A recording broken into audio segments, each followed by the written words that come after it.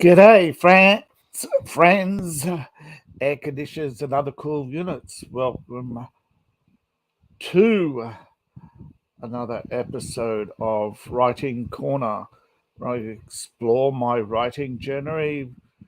Now, please like, share, subscribe, and all that fun stuff. Also, don't forget you need the notification bell, otherwise you don't get notified of live streams. And of course, all my links are in the description below. If you want to support the channel, you can do it through Patreon, PayPal, buy me a coffee, and of course, you buy my books. I mean, that's what we're all about, isn't it? As writers, we want to reach people. We want to entertain, be entertained. Of course, it's not a easy journey. It's sometimes a lonely journey. Spend hours thinking. And the casual observer, I was thinking, yeah, sleep. He's asleep. No, he's thinking. He's in a coma. Is he dead? How do you tell if an author's dead? Ask him.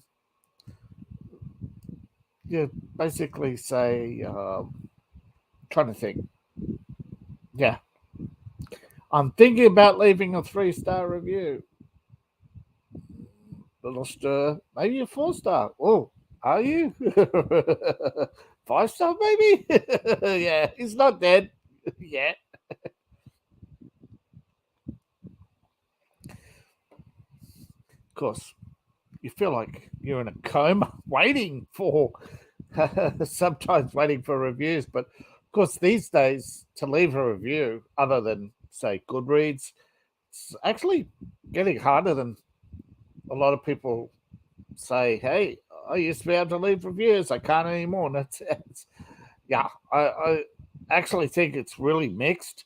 Like, some people, they're Prime members, and even then they can't leave too many reviews. I mean, I don't know the Amazon rules anymore. If there are any rules, that is.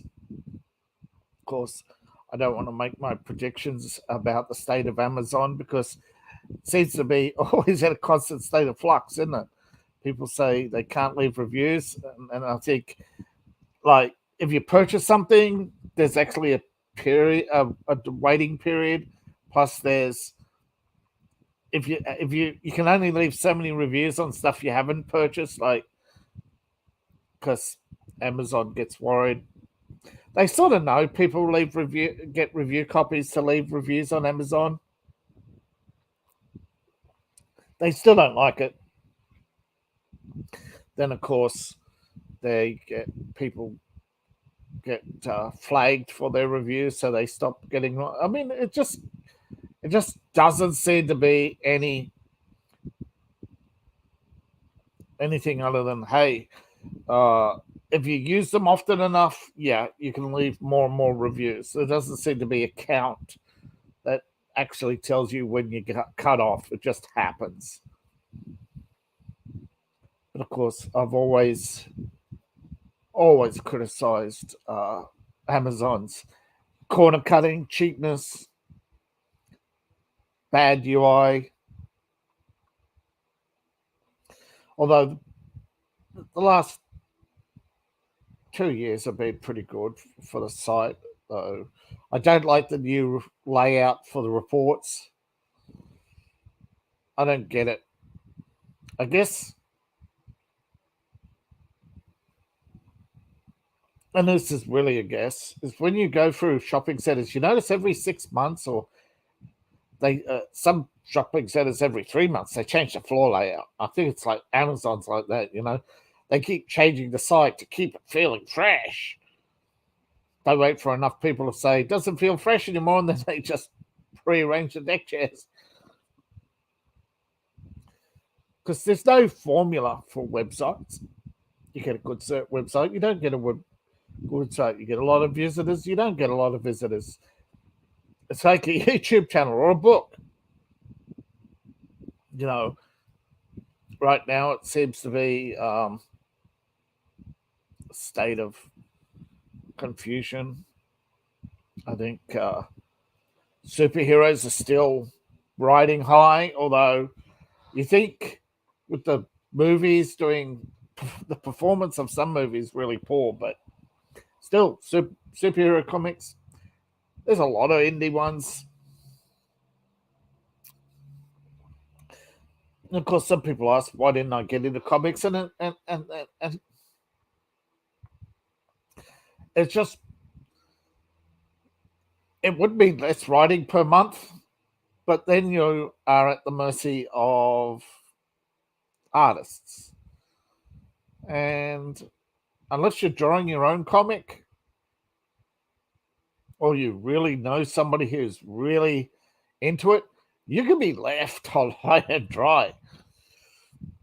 This is actually what happened with a lot of comic books, is particularly Marvel in the early days. They were always struggling to get new comic books out, and they were always trying to get more comic writers, comic booking, and they would, I mean, no offense, I mean, some people really think Stan Lee did everything he claimed.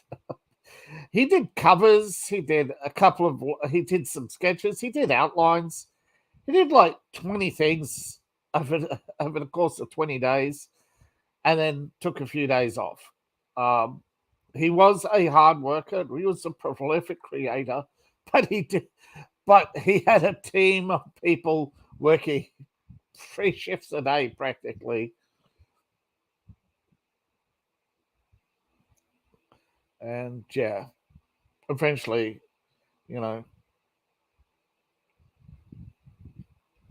things could change. 1 minute you're writing high as Marvel, next minute you're outsourcing your printing to DC for 12 years, and you're limited to 10,000 copies a month of, so you produce more comics because you have a volume print limit. So yeah, so you just produce more comics. So to produce more comics, you produce more volume, but each comic only has a limited volume and limited runs. And then you get back out of the red, whatever puts you in the red, whatever, back in business. And writing's the same. Covers, get a good run with covers. Sometimes get a good run where the genre you're in is suddenly back on top. Although, quite frankly, they're, murder mystery and police procedure, serial killers, sometimes war, definitely romance, always have a built-in audience. But it's also, you could only sell a few hundred copies a month at most. You look at the big names, their money's from scripts. George R. Martin, you ask him, quite to be honest, and you go back through his blog, and I think it's actually still there, where he actually admits that most of his money comes from writing movie scripts, or actually not writing, editing movie scripts. He's mostly a TV writer. Most of his 20 years a TV writer, or 30 years, I don't quite remember. I think, 100,000 copies of before, when Netflix picked up Ice and Fire. So that was 15 million. So yeah, again, that's where if you're truly aiming to make money, you have to be able to be at least 2 to 3 years ahead of the trend. You think shows coming out now, some of them have been in pre-production for years, and by the time Netflix picks up the trend, it's too late for most newcomers. And again, getting a Netflix deal, Netflix adaptation, that's sometimes years in the making. And of course, you can have deals fall through. It's happened to me. Deals I've had. I was halfway through a deal, and the it's bad. It's hard to admit, because you tell people you have a deal that didn't go through, and they suddenly think you're toxic, untouchable. But you ask most writers to be honest, and they'll tell you how a lot of rejections. A lot of rejections. I think, to be honest, I think this is one of the few things I believe about Harry Potter and the creation is 19 rejections, and it actually sat on Bloomsbury desk for years.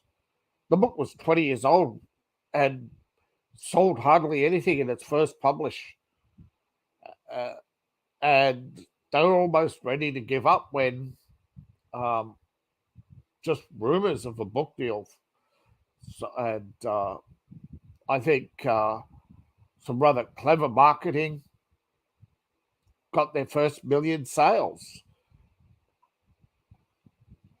No, I'm not quite ready to believe that everything just.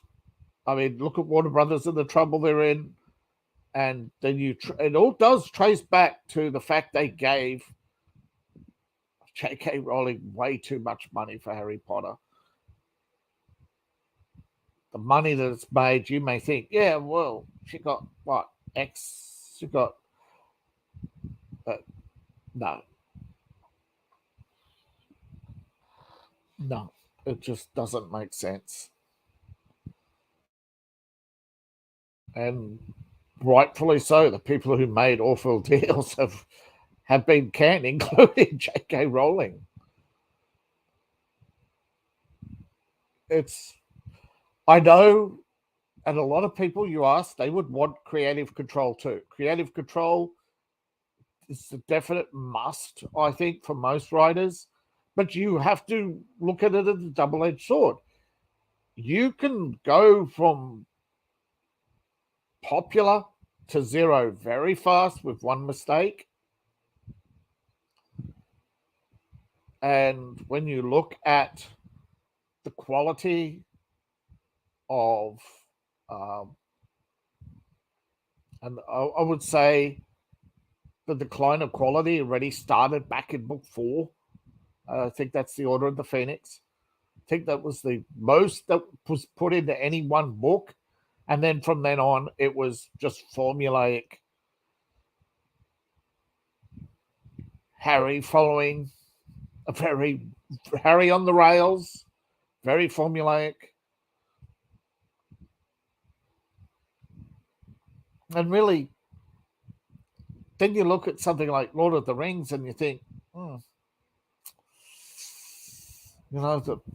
feel so sorry for the Lord of the Rings estate. Peter Jackson, $73,000 off a $1 billion movie.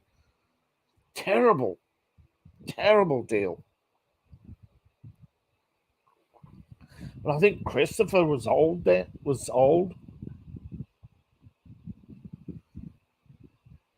think it was Christopher. I think it was Tolkien's last or only child. I can't remember now. Jeez. Should do better preparation. I'm sorry. That's what happens when you go off on a tangent. And when you're writing, you will go off on tangents, and you do have to go back and edit and make it look like you really prepared yourself. This is why I think when I advise people, just do you.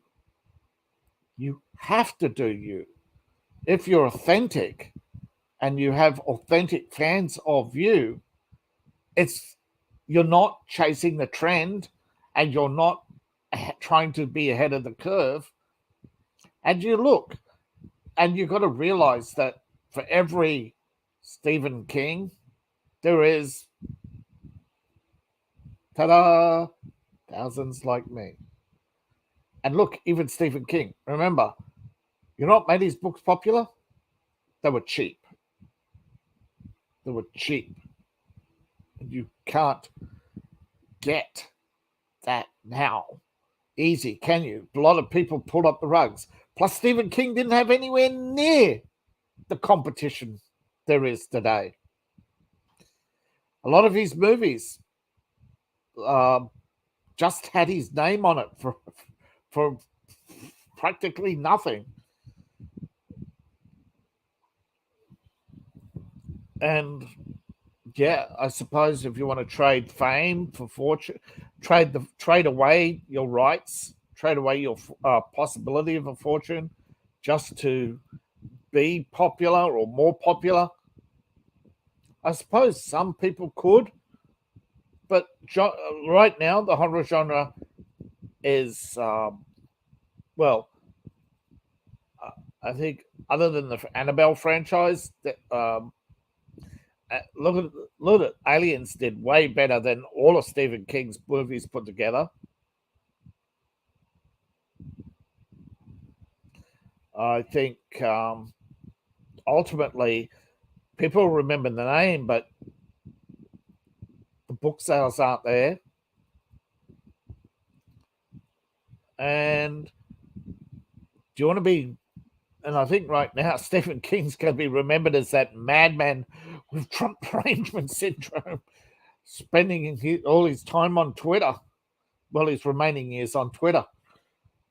Come on, Stephen, you and George Takei, just get a room, get it over and done with, get out of your system, go retire, sit on a porch somewhere. I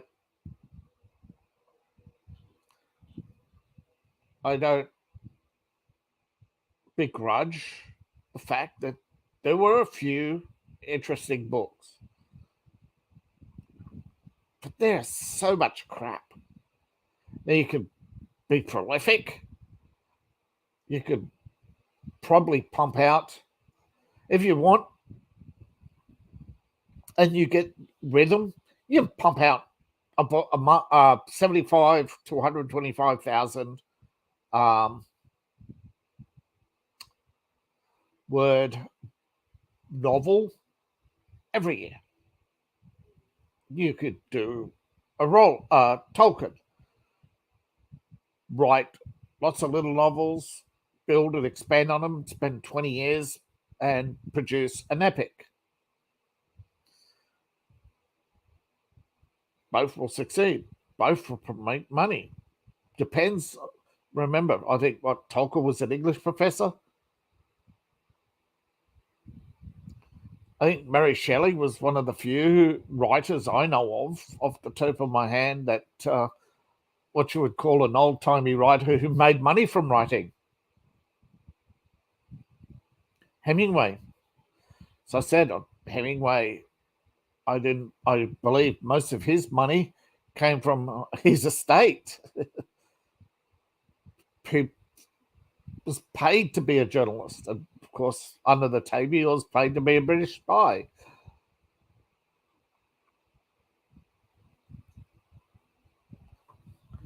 Good day. And how are you this fine morning?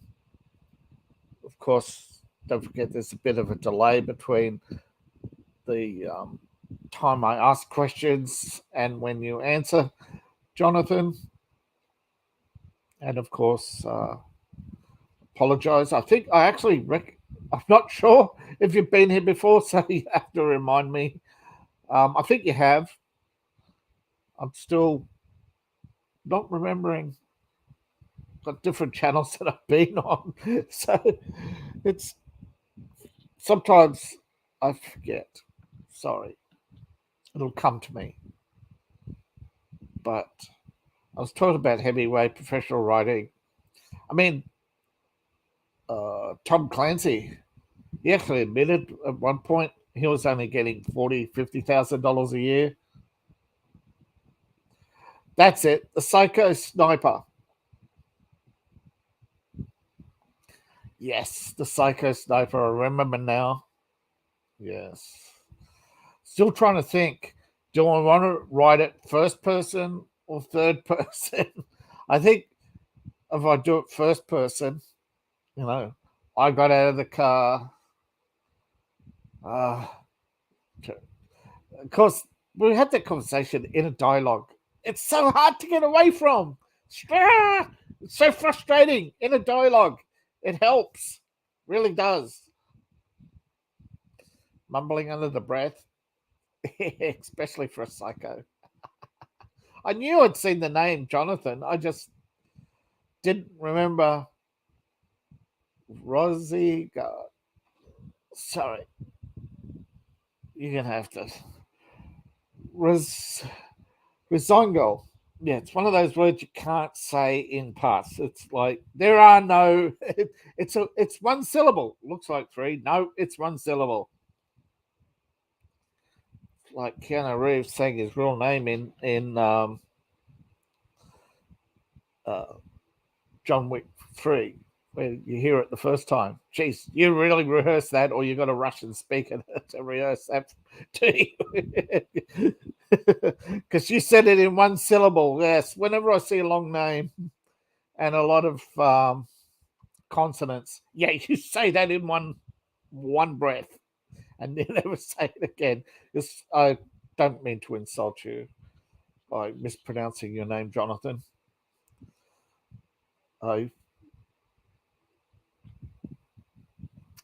Now, fame, fortune, yeah, you can trade. You can trade. If you can build popularity by selling lots of dime store novels cheap. There are a lot. I do understand, particularly in science fiction. There's a lot of 99-cent books right now in science fiction. I really, really, I get every day Amazon $2 deals. $1.99, $1.99, $1.99, $1.99, and they're all less than 125,000 words.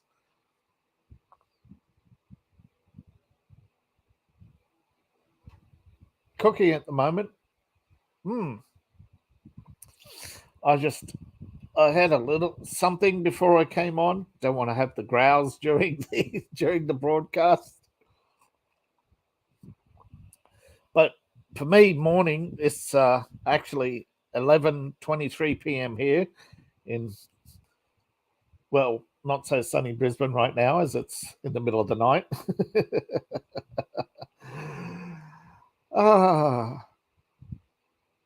Yeah, but when you're writing, and I think,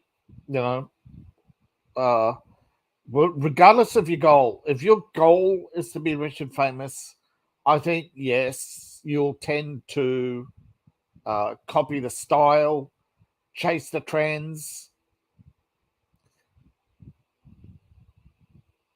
and yes, 9 a.m. here. So, yeah, cooking breakfast. So, I think chasing the trends, but again, even chasing the trends, I think there are things that right now, superheroes is a trend where, we'll see, Gunsmoke. They wrote, I actually believe they had a team of writers. They wrote 3 scripts for every episode. They had a lot of work and a lot of material. Some of those unwritten scripts were shared around. I think the height of Hollywood writing was during the cowboy era.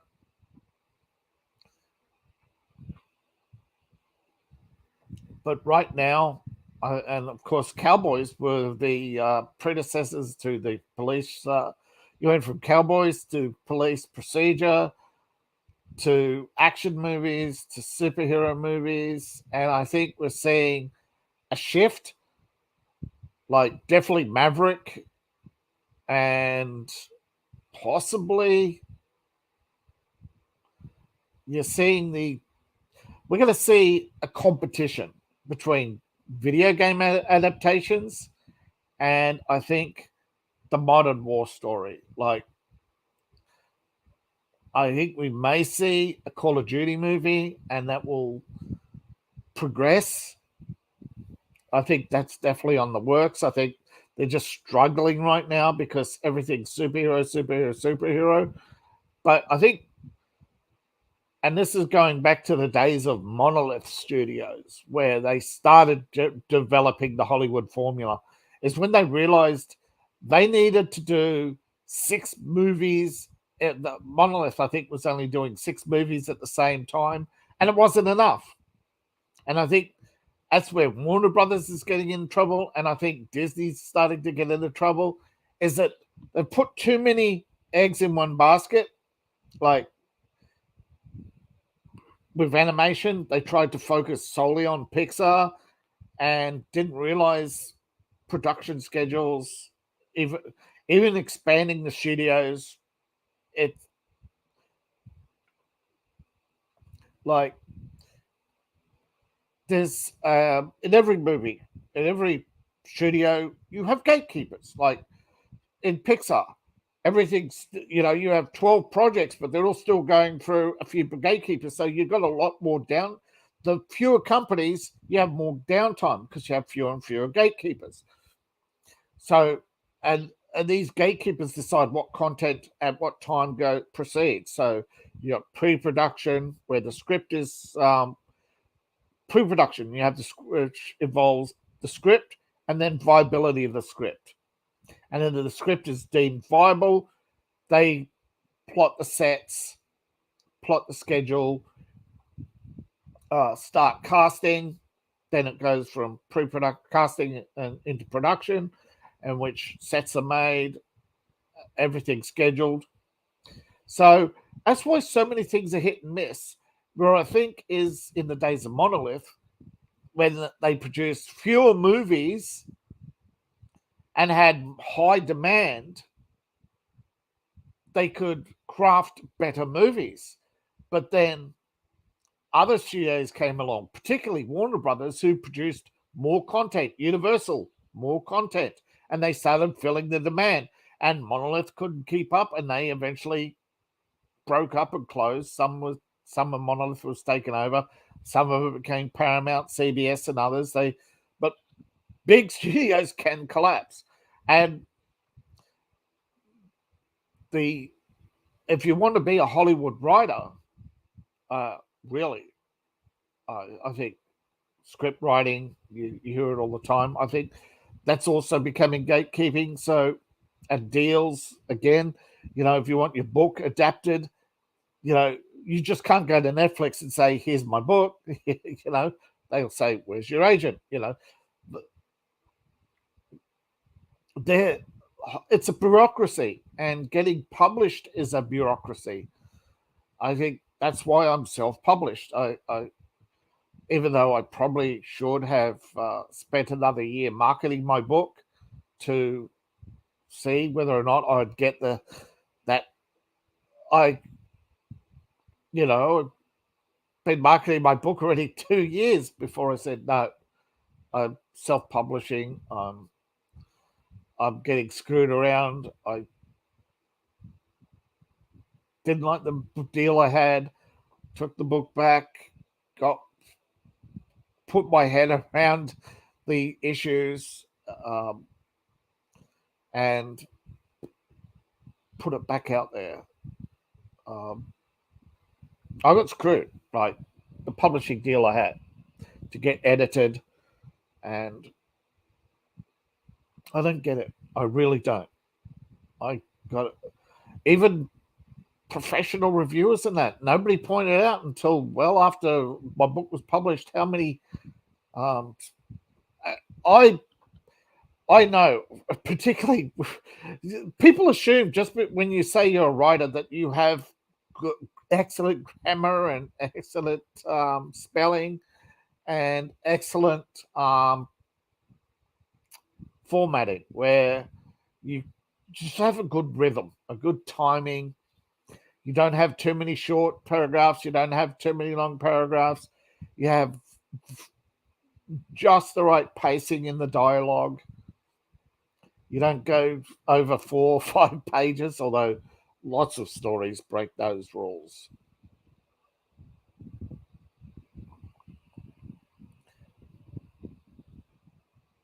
And see, it just comes down to, like, again, serendipity. Sometimes you could be famous like Asimov, Arthur C. Clarke. You'll see hardly any of her work adapted. I think Philip K. Dick, they deliberately waited until he died to adapt the rest of his work. Although I think Philip K. Dick is pointed to often as, oh, his work is hard to adapt. Yeah, Frank Herbert's Dune is even harder. But I think they deliberately waited. I think they could have, particularly, again, this is government, friendships, nepotism, all these things that shouldn't be going on. That, hey, I'm surprised how many stories.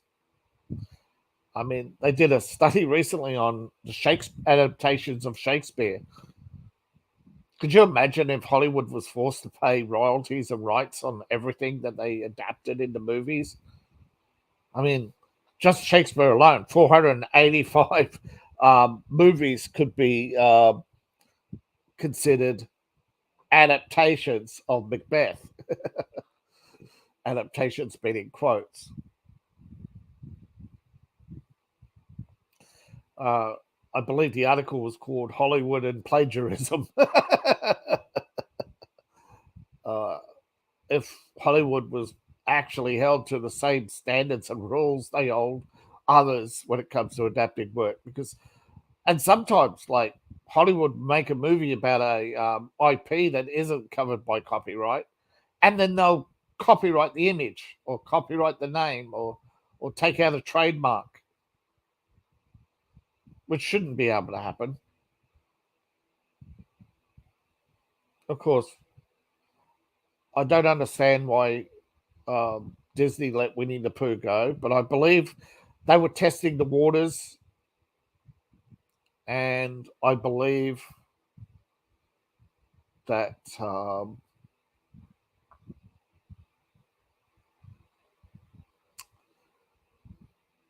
Winnie the Pooh, I think, like Kipling and trying to think of the others, but there's a few. I think Hollywood just wants them to go away. I think Hollywood wants to have people forget those stories exist, and then basically they'll come out with their own adaptations of Pinocchio, and it'll be Disney's Pinocchio. Nobody will remember that it was, people think of Pinocchio today already, still think Pinocchio belongs to Disney. It doesn't.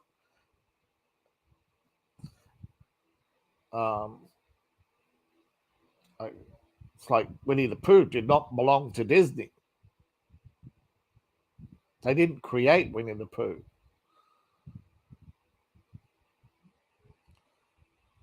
Willy Wonka, the chocolate factory, no, that actually wasn't created by Disney either. Chitty Chitty Bang Bang, I think that's one people forget. There was a Disney classic, same with Breadknots and Broomsticks. There's quite a number of Disney classics that have deliberately not been remade because Disney doesn't want the estates. They want these to lapse to public domain and then rework them in the future. I mean, people don't think, but there are some Disney's particularly a studio that plans ahead. So if you're a writer and you want your writing to be adapted, don't hold your breath. Don't hold your breath. But if you do, it's going to be a long, hard road, and you have to find a big name publisher and a big name, pretty much agent who's going to protect your rights. And you got to be prepared. I mean, this is one of the things I think J.K. Rowling did was take out some protections so that pretty much that if she doesn't get the rights or royalties during her lifetime, she would give it all away. Basically, it would. So I don't exactly know how it works, but yeah, if you create something that you believe is maybe or possibly or even becoming popular, damn straight, you got to be prepared to say, right, if I don't get the deal within a certain period, like by X amount, by X, then no, I'm going to make sure you can't use it in the future. Not exactly sure.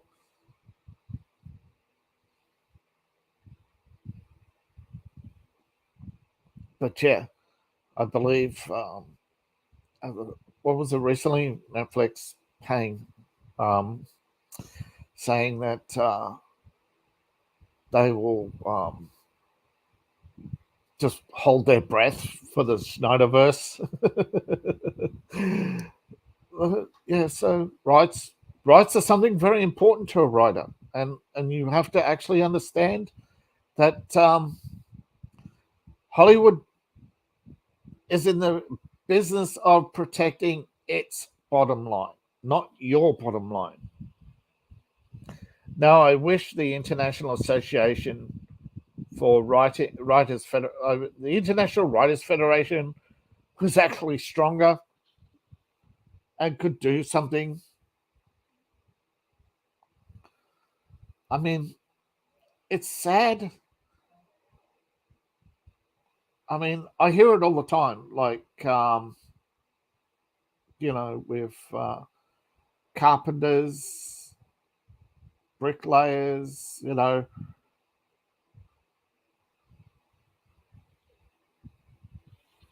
the electricians, etc. Yeah, they they do the heavy lifting, but don't get paid much compared to actors, actresses, etc. And but writers, they're I mean, other than J.K. Rowling, I don't know if anybody else has gotten more than, the closest, Martin, 15 million, but nobody really gotten big deals. Adaption's bad for good publicity. Yeah. Um, Stephen King did that. Stephen King would basically had a deal with Hollywood where um, he would basically auction the rights to each book, and basically that's why there are so many adaptations, because they're all cheap, and because you if you actually see Stephen King's books, they're not big. A lot of them are dime store novels. Don't forget, Running Man was auctioned at $1. I think Running Man rights were bought for $1. Nobody picked it up. It sat on the shelf for years. It does get publicity. It does get publicity. Stephen King is famous. He doesn't have any real multi-million-dollar deals. He's had a few payments over the years, but most of them, no. Stephen King has sacrificed wealth for fame. I'm not saying he isn't a multi-millionaire, but if you compare the amount of work that he's done to, the amount of movies,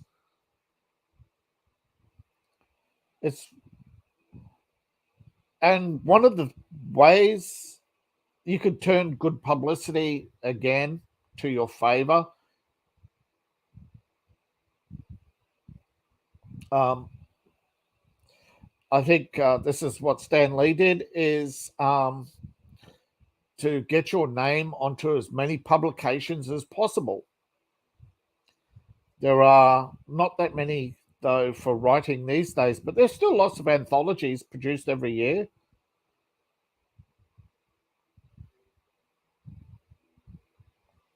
Um, Adaptions, I think, yeah, adapting books. George R. R. Martin, I think, some, I can't remember his name. It's the creator of Babylon 5. They did lots of scripts, and they took the 1%, I think, that was been on offer, where, the writer's strike brought it up to like 3%, although they worked through that, I believe. And yeah, bad adaptations can give you still that body of work. You look at how many Stephen King novels, how many bad Stephen King movies there are, way outnumber good. Actually, so surprised how many. Um, and I'm not saying this because I like or dislike Stephen King, but I think some of his books, even you think the adaptation is bad. I mean, they're very. I guess it's horror. I guess if you speak to a horror fan, they absolutely love. But again, horror's in a bad place right now because there's just too much. It's like superheroes. It's too much. And again, it's like, I guess we actually started to see the downhill from reading and see cultures downstream, right? So if once upon a time Sunday night was the movies, um, if a movie was a book adaptation, you knew it was a better production than, say, your standard standalone script. I mean, even some of the bad adaptations of books, they still had a certain quality to them that you see in the 80s, 90s, early 2000s. But what we see now is that the expansion of number of TV stations and with streaming services, you get a few good movies, a few high production, high value productions. Look at the high value production of John Wick 4, and you just wish every other movie was just that good. But then you see adaptation of Cowboy Bebop. And you just shake your head and just wonder how they could do such a bad adaptation that the negative publicity almost killed the entire franchise to the point where the creator just cut ties to salvage his work. And I mean, cut ties with a chainsaw, just really got in there and really ripped into them and you could see the look on the guy's face, the guy who played, and he was oblivious. He just didn't get it. Neither of them got it.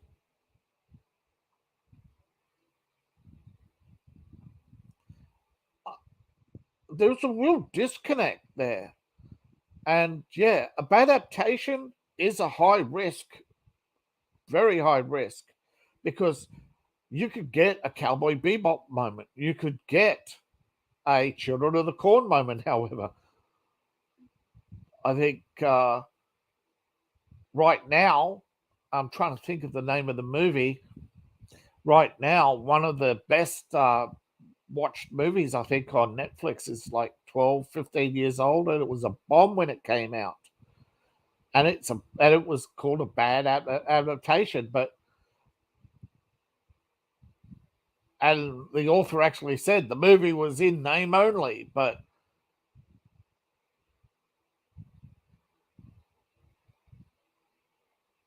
it happens. Case in point, World War Z. Another one that was in name only. It actually, I think they sold more books after the movie came out. So yeah, that's a good case for a bad adaptation where nobody knew the author until he was going around telling everybody that his book was in name only, and suddenly he got publicity that he never had before. He got sales that he never had before, and he actually had offers, and he actually sold the rights to not one but a couple of books, but only World War Z was ever adapted. I think still Brad Pitt's sitting on World War Z too, which ironically enough is only the second half of the first book. I think he's sitting on the rights to a couple of, I think his name's Brad, but I can't be sure. Yeah, Brad sitting on a couple of, or his production company, although it's shutting down, so and he may be getting out of acting completely altogether. I don't know. Don't know if he's losing his touch, whatever. Writers lose their touch.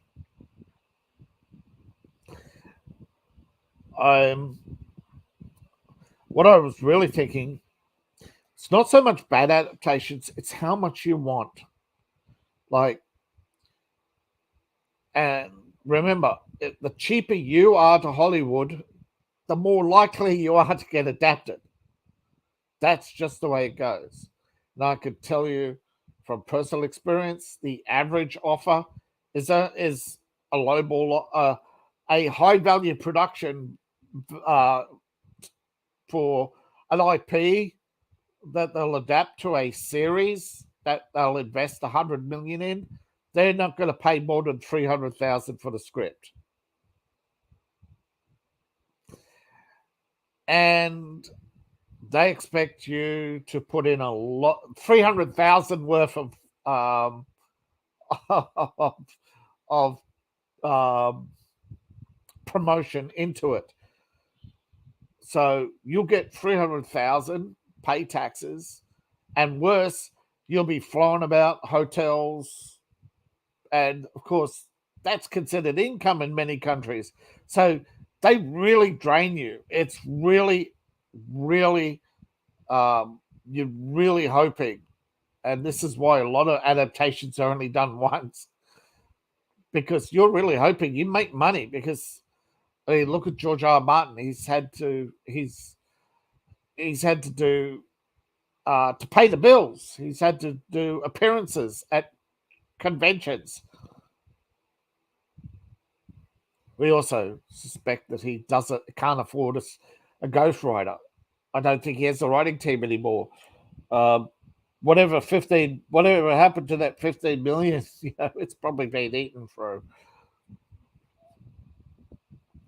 But that's figurative and literally. But yeah, there's a risk to take. And all the movies adaptations out there, the homage to source material, or at least a lot of it, yes, is fan fiction. Absolutely fan fiction. There is the good, the bad, and the ugly. There is that, and you got it. Actually, funny that you mentioned the good, the bad, and the ugly, because the Dollar trilogy is actually a homage, or would you say fan fiction, of Sergio Leone, who had never stepped foot in the United States until I think it was like his third or fifth movie. He was making movies in Italy, and then he moved to the United States and started making cowboy movies. But he actually wasn't in the United States. A lot of his movies were made in Mexico. And Clint Eastwood, at the time, a nobody, was quite cheap, but doing his own stunts. And some of those movies, if you look very closely, particularly The Good, Bad, and Ugly, they really hit each other. I think Lee Marvin actually once said from that he quite enjoyed punching Lee. Lee said he quite enjoyed punching Clint Eastwood because he had he had a punchable face. But yeah, you look at I'm trying to think what's um, Star Trek. William Shatner had actually trained to be a cowboy, and you look at his stance, his fighting stance, and some of the punches that he did. Those you could, and then compare it to Bonanza, and you can see they went to the same schools. You look Lee Marvin. Compare that to Clint Eastwood. Clint Eastwood, totally different style because, he sort of like was in a time where B movies were actually more popular. Because remember, the A-list, they still, even today, when you look at the A-list, they like period dramas. You look at Tom Holland. He actually couldn't wait to get rid of Spider-Man, despite the fact he would make more money in his alliance than he could earn anywhere else. But all he did, he wanted to get out of that because he wanted to do some period drama. It's like, and I know this with writers too. They have their genres, but actors, yeah,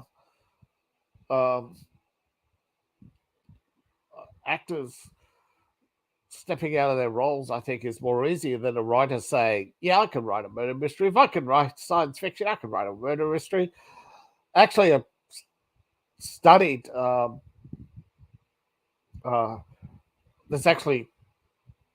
There's actually a kind of hero's journey for romance, and there's actually a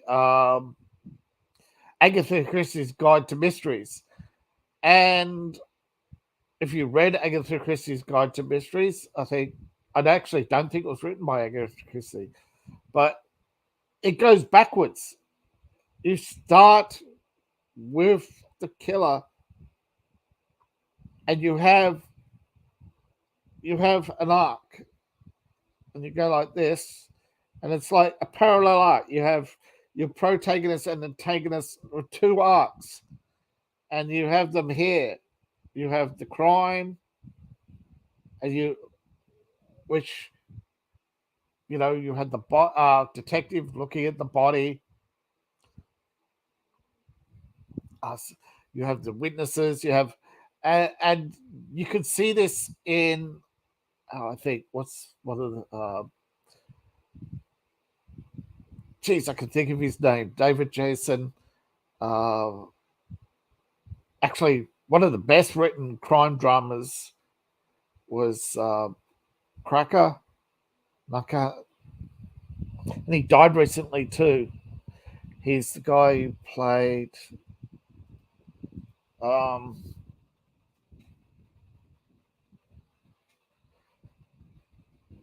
Cracker.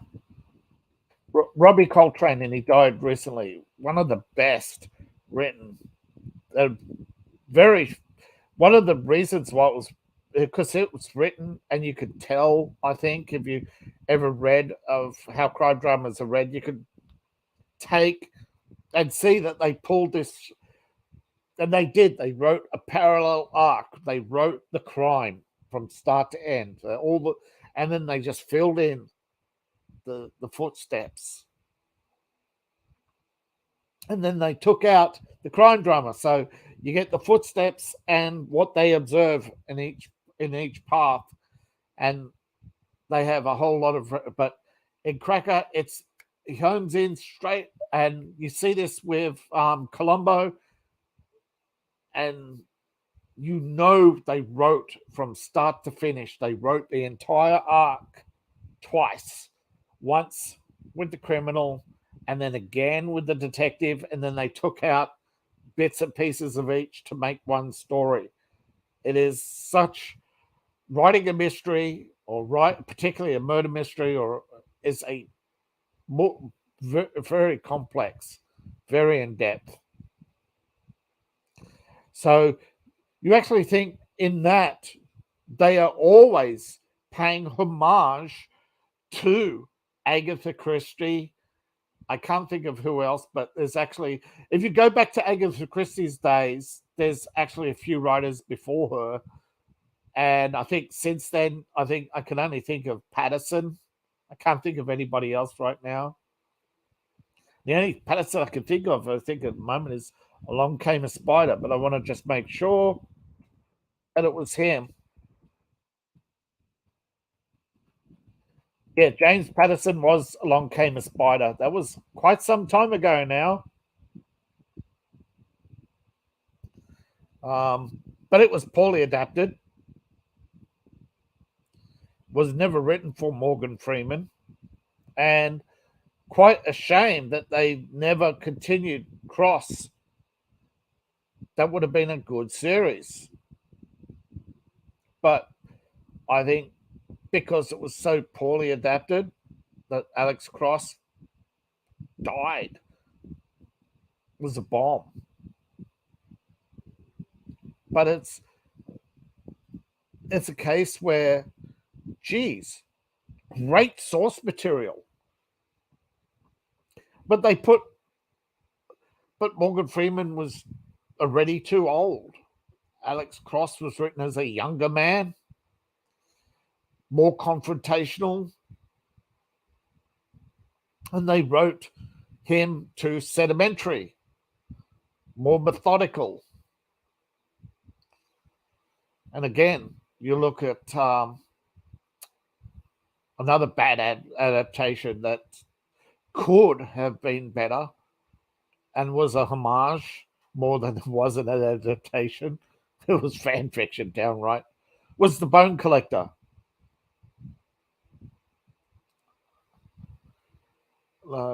Again, that's one that was way better written. And again, you could tell the crafting that had went into that, the detail. You knew, and I'm not saying that you could tell every time. I mean, I don't know if you read my book. I'm not going to ask. Don't need to answer. But people have read my book. I think you could tell. I tried to have glimpses into. I tried to keep each story to what was seen and heard by each character, rather than try to. And I know with some murder mysteries they do this, particularly these days. I just can't think who right now off the tip of my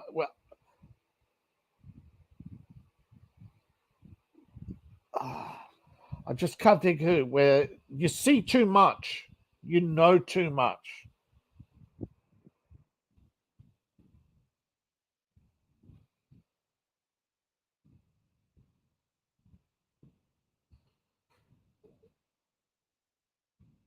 Yeah,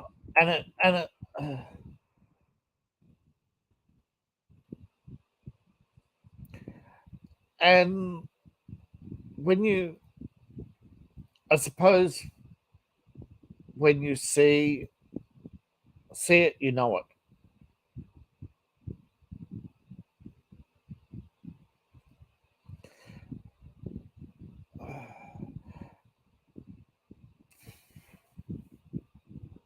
If you really want to see well written, if you really want to write a mystery or a western, I think you've got to see them.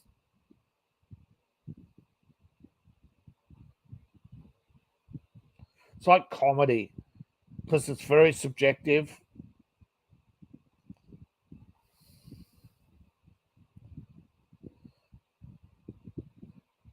But if you want a well written mystery, a touch of Frost, again, going back, Along Came a Spider. But a lot of westerns, if you want quick and easy, there's a lot of western comics are still western adaptations, because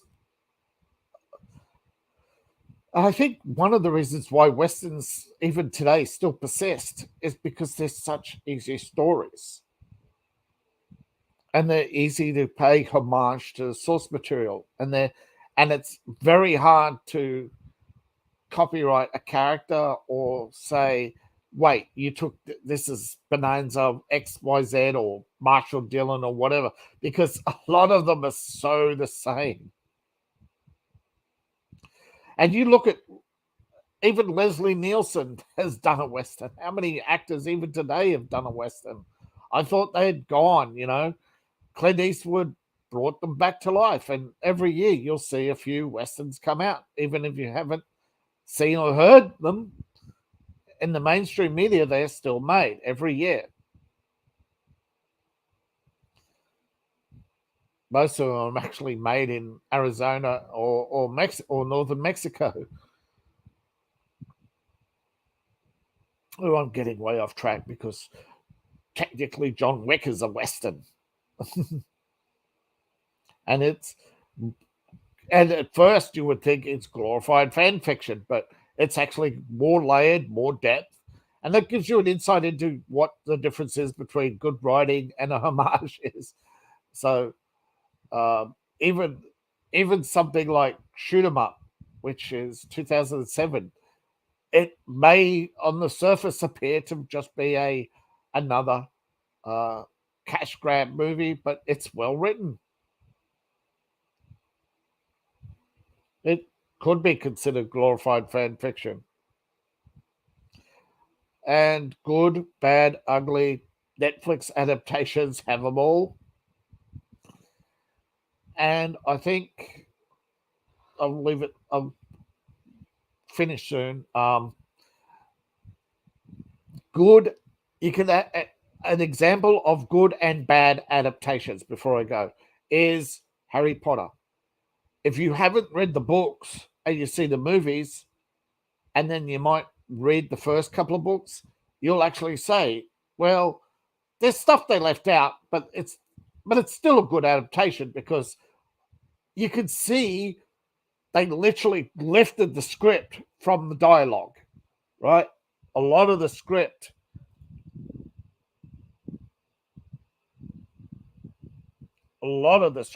in Harry Potter is lifted straight from the books. But then you get further and further down, and it becomes the gap widens, and yes, you become drifting into the territory of bad adaptations. Again, I don't actually think Fantastic Beasts, I don't think it's a good story. I don't think it holds up as a story. I think it falls apart as a story. And I think when you go back and look at Harry Potter, it doesn't hold up. And you ask yourself, the more you ask yourself questions, and like the number of times you go, wait, why have they only used one spell once, yet in the movies it's point. That's good, bad adaptations. There's good and bad. And I think one of the things with movies and books where they differ, movies, there's more competition, and you look, every week one movie will do really well and the rest don't. There's no equality. It's the same in books, even worse in books, where some of the best writers are never ever going to have the fame, because as I was talking about earlier, publicity. And one of the ways to get publicity, of course, is prolific exposure. And I should maybe try to remember that for next week. Prolific exposure. I don't think there are many ways for an author to get exposure. But yeah, you have to do book tours. But I think it helps if you're J.K. Rowling and you work at Amnesty International, have friends at BBC.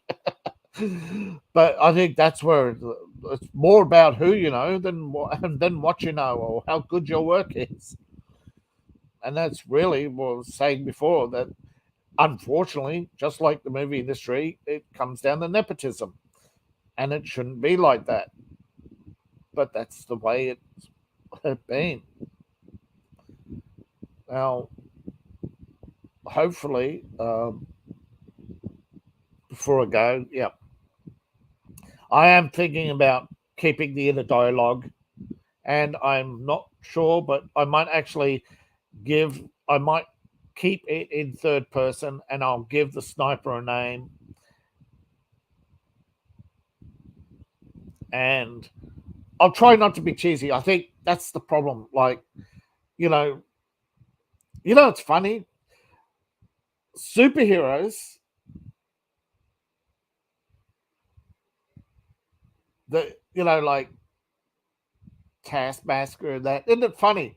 Superheroes and serial killers. They have wackadoo. They don't have names. They have monikers. But of course, if you look at like Superman was a moniker.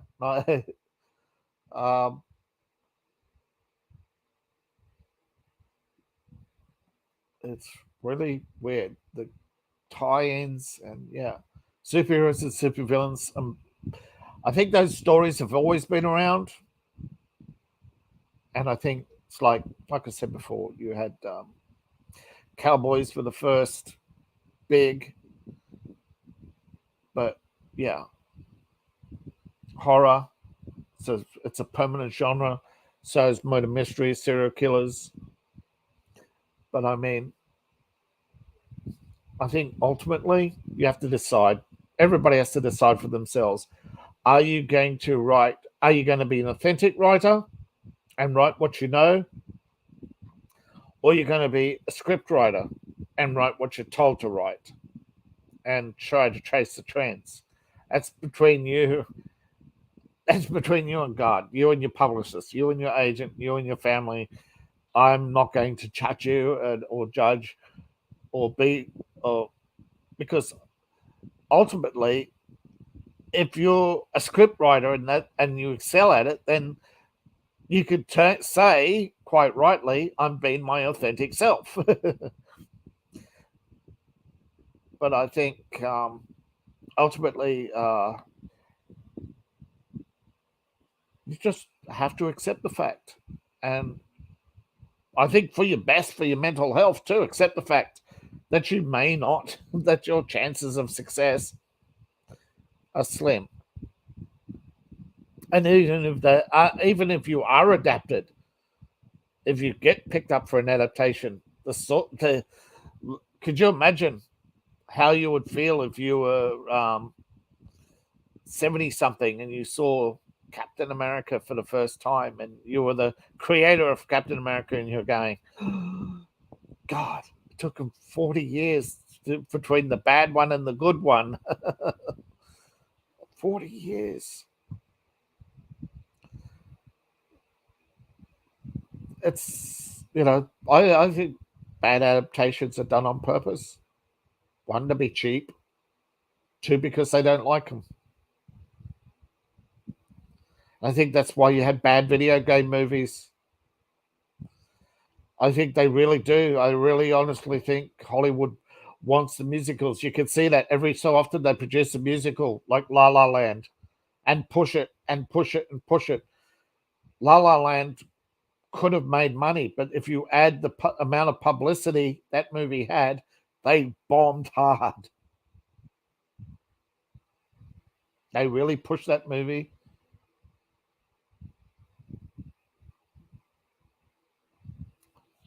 Thank you for coming, Jonathan, and thank you everybody else for listening. I know from the viewer count, about 60% of you are going to watch this over the next week from my link on YouTube. From subscribers, thank you very much for those who've subscribed. And if you have, but it's only 68% of you. The rest haven't subscribed, but you still watch. And most of you can get my link off Twitter or Facebook. So, you know, yes. Hi, Fox, how's it going? And you just caught me right at the end. And